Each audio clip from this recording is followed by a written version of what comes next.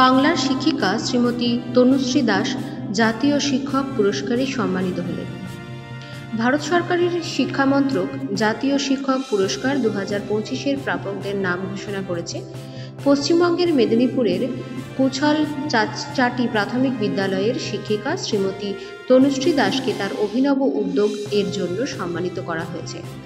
শ্রীমতী দাস 1999 সালে তার শিক্ষকতা জীবন শুরু করেন। 2016 সাল থেকে তিনি বিদ্যালয়ের ভারপ্রাপ্ত প্রধান শিক্ষিকা হিসাবে কাজ করছেন। তার বিদ্যালয়টি একটি আর্থিকভাবে দুর্বল গ্রামে অবস্থিত, যেখানে মূলত আদিবাসী, শবর ও পিছিয়ে পড়া মুসলিম সম্প্রদায়ের মানুষ বসবাস করেন। একসময় এখানে বিদ্যালয়ে ভর্তির হার কম ছিল, পড়াশোনা ছেড়ে দেওয়ার প্রবণতা বেশি ছিল এবং বাল্যবিবাহ ছিল নিত্যনৈমিত্তিক ঘটনা। তার উদ্যোগে বিদ্যালয়টি 2016 সাল থেকে জিরো ড্রপ আউটের লক্ষ্য সফলভাবে পূরণ করেছে। তিনি বিদ্যালয়ে বিষয়ভিত্তিক ও শ্রেণীকক্ষ গড়ে তুলেছেন, যেখানে শিক্ষক ও শিক্ষার্থীরা মিলে কম খরচে শিক্ষণ সামগ্রী তৈরি করেছে। তিনি নারী শক্তি গোষ্ঠী গঠন করেছেন, যারা বাল্যবিবাহ ও গার্হস্থ্য হিংসার বিরুদ্ধে কাজ করেছে।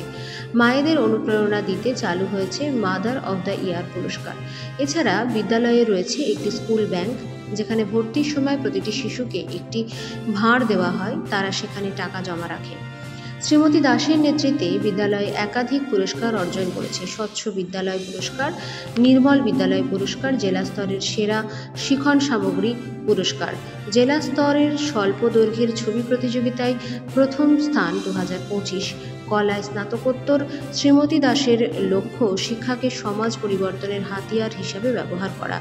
কলকাতা থেকে নিতাই মালাইকারের রিপোর্ট, পজিটিভ বার্তা।